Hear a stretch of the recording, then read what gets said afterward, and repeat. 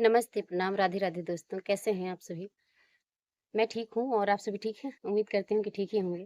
तो दोस्तों आज मैं आप सभी को है प्रीत जहाँ की रीत सदा, जो हमारा भारत का जो गीत है, बहुत ही फ़ेमस है और इसको सुन कर के हम बहुत नाज़ करते हैं कि वाक़ई में हमारा भारत बहुत महान है, बहुत महान है। तो आज मैं आप सभी को अपने भारत की विशेषता नहीं बताऊँगी, अपने भारत की कमी बताऊँगी कि जो हमारे पूर्वज हैं, वो कैसे निष्ठुर थे। तो पहले वाहवाही कर लेते हैं, उसके बाद फिर तब बताते हैं। चलिए पहले गा लेते हैं, उसके बाद फिर तब बताते हैं। है प्रीत जहाँ की रीत सदा, है प्रीत जहाँ की रीत सदा, मैं गीत वहाँ के गाती हूँ। भारत की रहने वाली हूँ, भारत की बात सुनाती हूँ।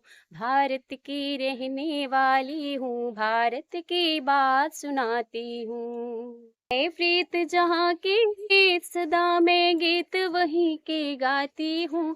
भारत की रहने वाली हूँ, भारत की बात सुनाती हूँ।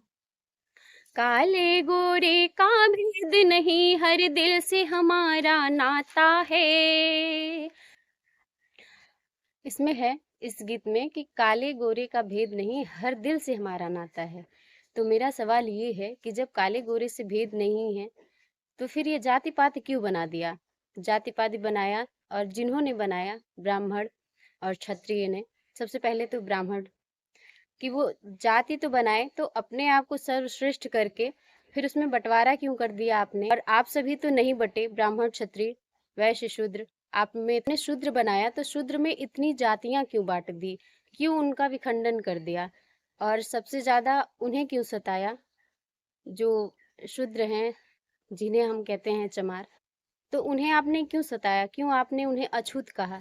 वो आपकी गंदगी साफ कर रहे थे, तो आप ही की सफाई हो रही थी, आपके घर की, आपके खेतों की। तो आपने उन्हें क्यों इतना ज़्यादा तकलीफ दी?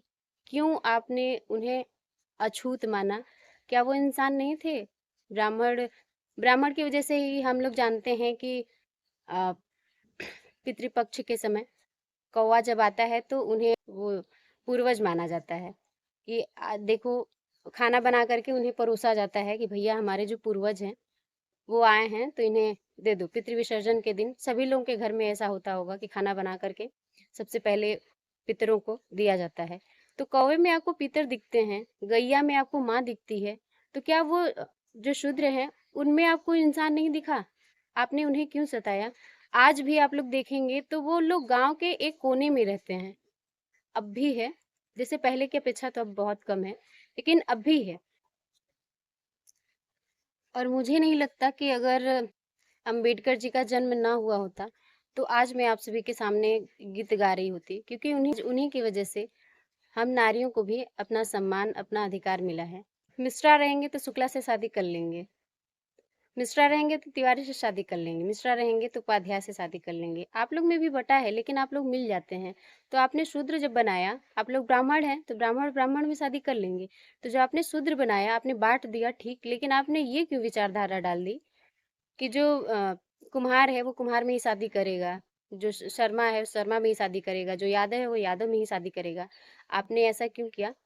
और सुख थे, आपने ऐसा बंटवारा कर दिया कि जो है उनका भी विखंडन कर दिया, और आपने अपने तो दुर्व्यवहार किया ही, आपने सभी जातियों में ये डाल दिया कि जो चमार जाति है वो अछूत है। तो मुझे ये शिकायत रहेगी हमेशा कि ऐसा ना करिए, वो भी इंसान है, और सभी को एक साथ लेकर के चलिए। तो फिर आगे देखिए गीत में क्या कहा गया है। जीते हूँ किसी ने देश तो क्या हमने भी दिलों को जीता है। जहाँ राम अभी तक है, नर में नारी में अभी तक सीता है। जहाँ राम अभी तक है, नर में नारी में अभी तक सीता है। इतने पावन है लोग यहाँ, इतने पावन है लोग यहाँ, मैं नित नित शीस झुकाता हूँ। भारत की रहने वाली हूँ, भारत की बात सुनाती हूँ। भारत की रहने वाली हूँ, भारत की बात सुनाती हूँ। सही कहा गया है इस गीत में कि आपने और हमने किसी देश को नहीं जीता है, हमने दिलों को जीता है। बहुत से लोग ऐसे हैं जिन्होंने दिलों को जीत लिया है, जैसे सुभाष चंद्र बोस, अंबेडकर जी, महात्मा गांधी जी और चंद्रशेखर आजाद जी। बहुत सारे लोग हैं, बहुत से बलिदानी हैं जिन्होंने हमारे दिल को जीत लिया है। और वाकई में ऐसे बलिदानियों को हमने और में या फिर अन्य देशों में नहीं सुना, जिन्होंने अपने प्राणों की आहुति दे दे करके अपने देश की सेवा की, अपने देश की रक्षा की। तो हमने वाकई में सुना है, लेकिन लेकिन हमने ये नहीं सुना है कि राम भगवान जी जब आते हैं, वो कहते हैं ना कि ईश्वर जब आते हैं तो सारे संसार के मालिक होते हैं। तो ये बात नहीं समझ में आती है कि जब हम लोग रामायण देखते हैं, तो हम लोग कभी ये नहीं सोचते हैं कि जब भगवान जी आते हैं, तो भगवान जी तो सबके लिए आते हैं ना। जब भगवान जी हम लोगों को भेजे होंगे धरती पर, तो एक समान बना करके ही भेजे होंगे ना। तो जब भगवान जी धरती पर आए, तो वो ये नहीं देखे कि तुम लोग बंटवारा कर दिए हो जाति पात का। वो तो भगवान थे ना, तो वो तो मिटा सकते थे ना जाति पात के बंटवारे को, सबको मिला सकते थे ना। तो फिर उन्होंने ऐसा क्यों नहीं किया? सारी कहानी सिर्फ इसी पे घूमती है कि राम भगवान जी वन गए, उन्होंने रावण का वध किया, सबका कल्याण किया, अच्छा किया, सब सब चीज किया। मैं भी उनको पूजती हूँ, मैं भी उनकी पूजा करती हूँ, मैं भी हिंदू हूँ। लेकिन ये बात नहीं समझ में आती है कि जब वो सर्वज्ञ थे, सबके मालिक थे, तो फिर उन्होंने नहीं देखा कि उनके बच्चों के साथ दुर्व्यवहार हो रहा है और दुर्व्यवहार उन्हीं के बच्चे कर रहे हैं। तो उन्हें ऐसा समझना चाहिए था कि एक करके जाएं। और फिर एक ये भी बात आती है कि जब कृष्ण भगवान जी का जन्म होता है, उस समय भी हमें देखने को मिलता है कि जो कर्ण होते हैं, वो भी सूत पुत्र कहलाते हैं। तब उस समय भी तो ऐसे ही था। जो हमारा जो समाज है, जो शूद्र में बांट दिया, सब में सबकी स्थिति ठीक है, उन शूद्रों की स्थिति नहीं ठीक है।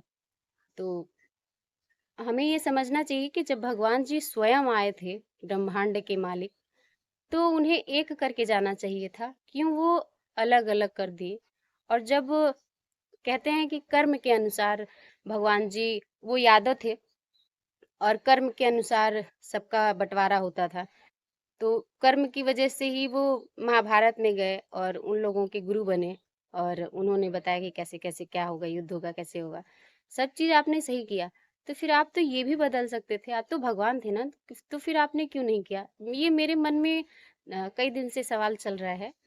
तो मैं आप सभी से पूछना चाहती हूँ कि अगर आप सभी के पास कोई जवाब हो इसका, तो आप सभी कमेंट बॉक्स में बताइएगा, ताकि जो मेरी ताकि जो मेरे सवाल हैं मुझे उनके जवाब मिल जाएं। तो आप सभी को बहुत बहुत धन्यवाद। और आप सब भी बताइएगा कि जब स्वयं भगवान आए थे, तो उन्होंने ऐसा क्यों नहीं किया, क्यों उन्होंने बंटवारा कर दिया। और हर हर युग में हमें जो शूद्र हैं, उनका बंटवारा दिखाई देता है और ब्राह्मण ब्राह्मण हमेशा सर्वश्रेष्ठ हमें मिल ब्राह्मण हमें हमेशा सर्वश्रेष्ठ मिलते हैं कि वो भगवान जी के भेजे हुए दूत हैं। और हम लोग उनके पैर के नीचे रहने वाले इंसान हैं। तो आप सभी बताइएगा। और अब ऐसा नहीं है।